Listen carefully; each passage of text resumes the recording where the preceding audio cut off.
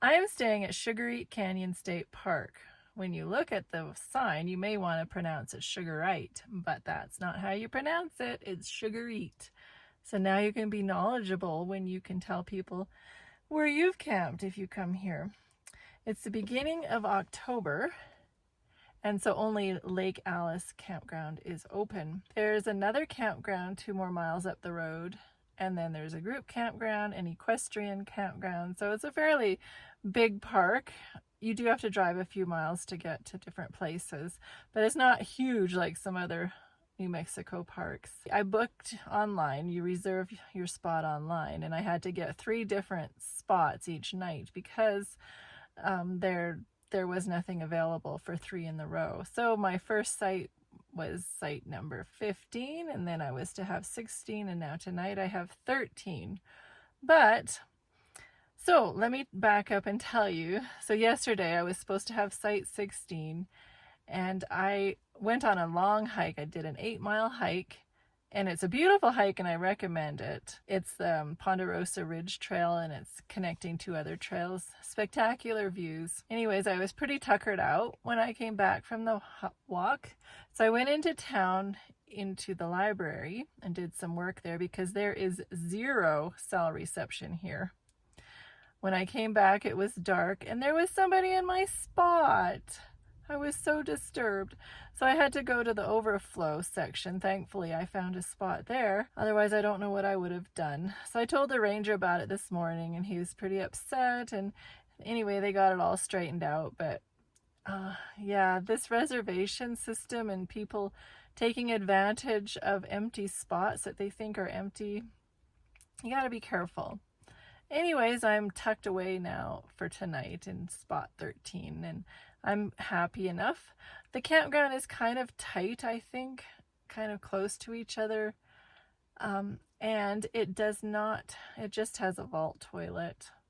However, there is washrooms, or a washroom up the road, 2 miles up the road by the visitor center, and showers there, but it's only open from 8 in the morning until 4 at night. So if you're on a long, hard hike and you get all sweaty and you want a shower to rinse off, no luck. I don't know why they do that. Anyway, so yeah, I'm not very pleased about it being a vault toilet. But there is service sites, of course, here. I guess that's why they keep this campground open, is because there's service sites. And the ranger said they stay open all year long, although they do shut the water off beginning of November. The rangers here are absolutely fabulous, so kind and thoughtful.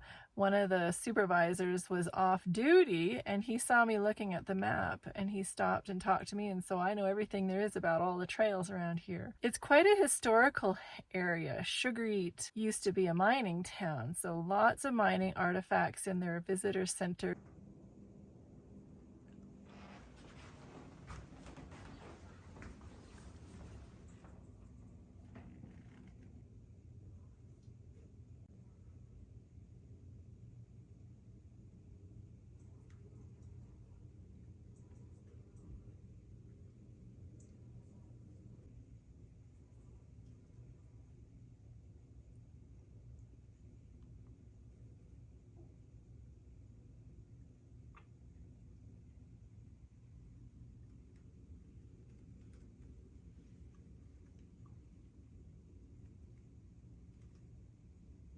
A huge chunk of coal, and then there's an interpretive trail, so that part's really neat. If you're into fishing, there's 3 different lakes you can go to: Lake Maloya, Lake Dorothy, and Lake Alice, right beside the campground.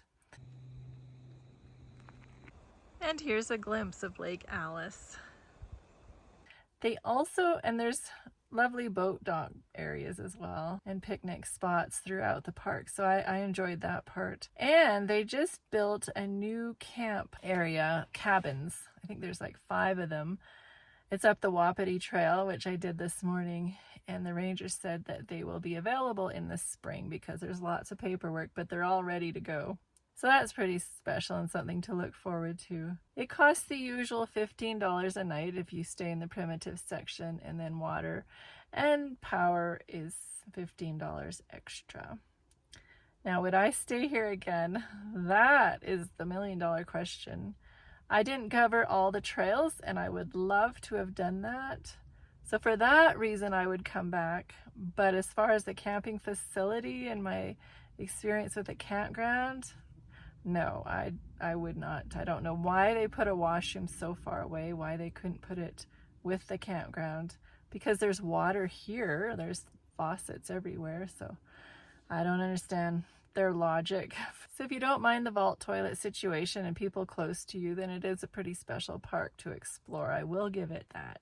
Anyways, thanks for watching, and on to my next campground.